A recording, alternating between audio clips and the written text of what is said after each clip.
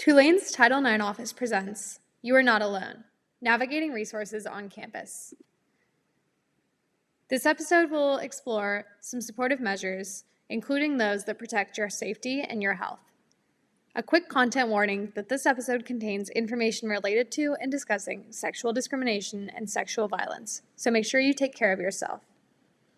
If you report sexual harassment, sexual assault, intimate partner violence, and/or stalking to Tulane, the school is required to provide you with supportive measures at no cost, as long as the measures are reasonably available. Supportive measures are available to you as a complainant, regardless of whether you want to move forward with a formal complaint. So what does the general process look like? CMVSS, the Office of Case Management and Victim Support Services, takes the lead on offering and implementing supportive resources for students, including victims and respondents. The office will reach out to the victim after receiving a student disclosure of sexual misconduct, regardless of whether or not it falls under Title IX, and invite them to talk with a case manager who will discuss what kinds of supportive measures are available regardless of whether the victim pursues a formal investigation and resolution process, and explain options for formally reporting to the police and to the university to initiate an investigation and resolution process. In addition to this meeting, the student will receive written information about the resources and options available to them. The Title IX coordinator is responsible for ultimately ensuring that students receive appropriate supportive measures. If you feel like you have been denied a reasonable supportive measure by CMVSS, you can file an appeal with the Title IX coordinator. Protecting your safety.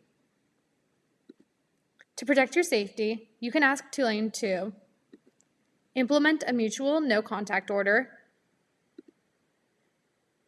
This would not necessarily prevent the person who harmed you from being at the same school spaces, classes, events, or student organizations as you, but can prohibit direct or third-party communication between you and the person who harmed you. You might be wondering about a one-way no-contact order. However, Tulane can only issue a one-way no-contact order as a sanction once a student has been found responsible for violating the code of conduct. You can also ask Tulane to move you to another residence hall, campus workplace, and/or other shared campus spaces, but only if you ask to be moved.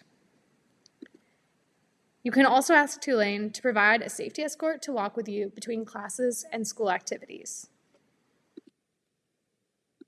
If the person who harmed you is a student and you've chosen to go through the formal complaint process, you can ask Tulane to move the person who harmed you to a different class, residence hall, campus workplace, and/or other shared campus spaces, and/or remove the person who harmed you from a school activity or position. Tulane will undertake an individualized safety and risk analysis and then determine if such emergency measures are warranted. There must be an immediate threat to the physical health or safety of a member of the Tulane community for Tulane to implement an emergency measure.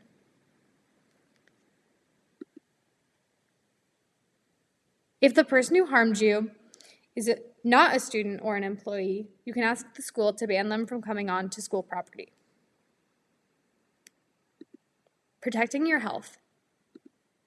In order to protect your health, you can ask Tulane to help you access counseling services and assist in setting up initial appointments at the counseling center and at other resources off campus.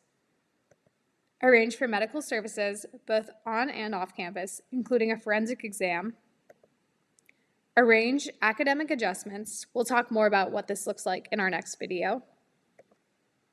Help you find other health and local organizations for support, such as a local hospital, rape crisis center, victim advocacy center, etc.